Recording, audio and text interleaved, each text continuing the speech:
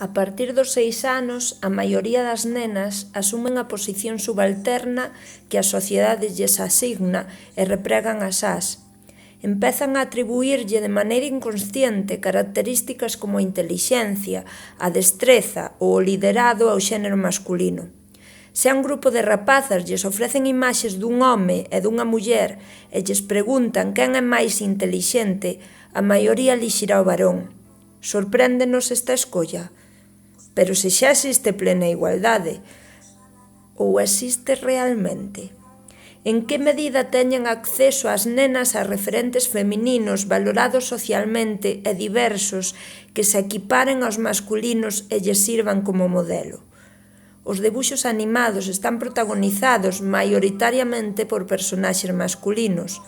Os femininos resérvanse para papéis secundarios, cando non claramente inferiores ou fortemente estereotipados. As persoas consultadas como expertas en tertulias, reportaxes ou documentais son sobre todo homes. Que papel se lles atribúe ás mulleres na publicidade e no cine?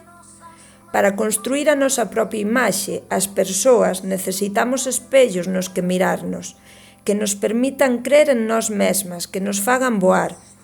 Coñecer parte da vida de mulleres oxalá contribúa a manter despregadas as ás.